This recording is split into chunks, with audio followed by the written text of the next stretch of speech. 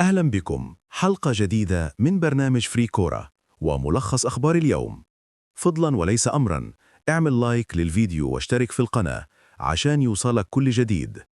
العناوين: الخطيب وياسين منصور يقترحان ضم فيستون مايلي ومحمد حمدي للأهلي.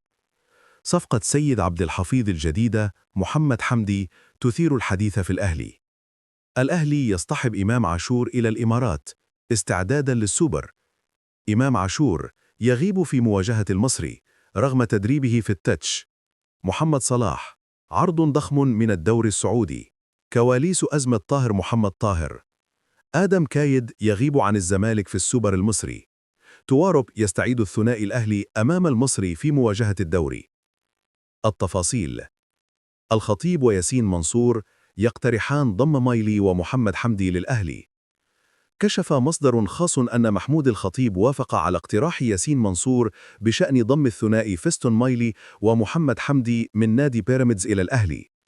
العرض مقترح يعطي الأولوية لسيد عبد الحفيظ ليكمل التفاوض. صفقة سيد عبد الحفيظ الجديدة محمد حمدي. موقع الأهلي نيوز نشر أن سيد عبد الحفيظ دخل في مفاوضات مع محمد حمدي لاعب بيراميدز لضمه إلى الأهلي بهدف استعادة ظهير أيسر متمكن بدون تكلفة كبيرة.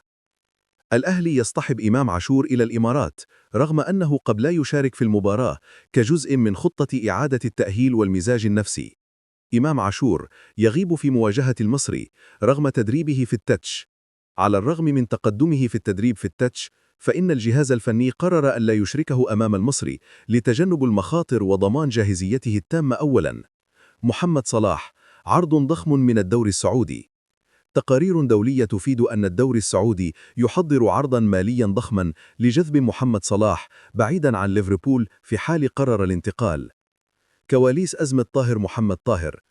شهدت مباراة الأهلي مشادة بين طاهر محمد طاهر وجماهير قالت إنه تعامل بشكل استفزازي مع بعض المشجعين، والجهاز الفني تدخل لاحتواء الموقف. غياب آدم كايد عن السوبر. أكد مصدر ليلا كورة وكورة بلس على صعوبة لحاق اللاعب الفلسطيني آدم كايد ببعثة الزمالك في بطولة السوبر المصري التي ستقام في الإمارات، وذلك بسبب صعوبات تتعلق بسفره.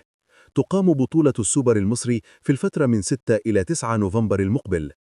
توارب يستعيد الثنائي الأهلي أمام المصري في مواجهة الدوري. يستعيد الأهلي الثنائي المصاب مروان عطية وأحمد نبيل كوكا قبل مواجهة المصري في الدوري. كانت هذه أبرز أخبار الرياضة اليوم الجمعة الموافق 1 نوفمبر 2025. تابعونا يوميا على قناة فري كورة لمزيد من التغطية الحصرية، ولا تنسوا اشتراك وتفعيل الجرس ليصلكم كل جديد من عالم الكرة المصرية والعالمية.